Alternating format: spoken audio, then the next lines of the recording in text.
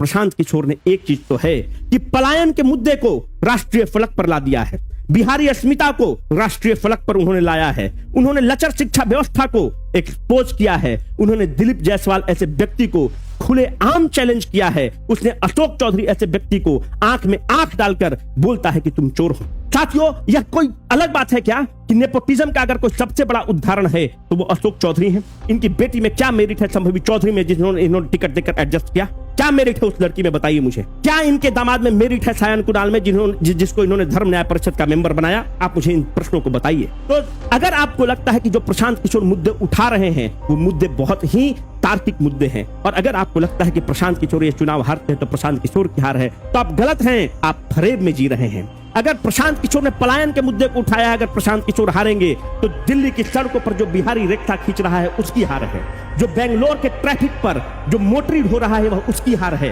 जिस बिहारी को बंबई में बिहारी कहकर थप्पड़ मारा जाता है वह उसकी हार है, प्रशांत किशोर की हार नहीं है। अरे प्रशांत किशोर तो 1000 करोड़ रुपया यूं कमा सकता है और यूं निकल सकता है। प्रशांत किशोर जो कैंडिडेट दिया है, जो प्रोफेसर केसी सिन्हा ऐसे जो कैंडिडेट इन्होंने दिया है कुम्हरार से, अगर प्रोफेसर केसी सिन्हा चुनाव हारते हैं तो जो हजारों सैकड़ों विद्यार्थियों ने तो इनकी किताब से पढ़ा है, जो इनसे पढ़ा है, कुलपति रहते हुए इनके नेतृत्व में जो डिग्रियां प्राप्त किया है विद्यार्थी, वो सब उनकी हार,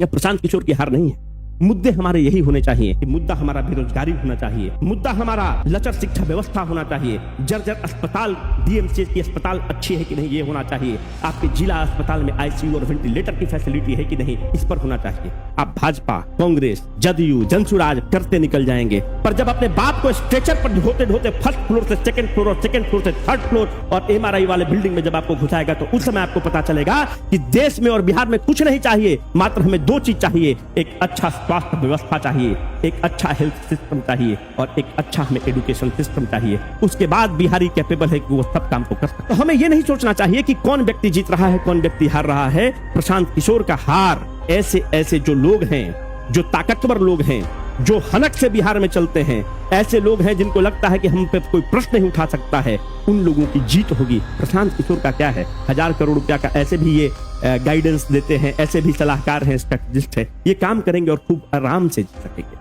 प्रशांत किशोर का हार से इस चीज को याद रखना कि अगले आने वाले 20 साल में कोई भी व्यक्ति अगर इन सरकार और इन ताकतवर लोगों के खिलाफ आवाज उठाएगा तो लोग उसका इसी तरह से मजाक करके बैठा देंगे, मजाक उड़ाकर बैठा देंगे कि तुमसे पहले 20 साल पहले प्रशांत किशोर एक डॉक्टर का लड़का था जो इन लोगों से टकराने की हिमाकत किया और बुरी तरह हारा। प्रशांत किशोर से आप असहमत हो सकते हैं पर आप इनके मुद्दे को खारिज नहीं कर सकते हैं, आप इनके मुद्दे से असहमत नहीं हो सकते हैं। स्कूल का बस्ता छाप पर बटन दबाएं, जन सुराज को विजयी बनाएं।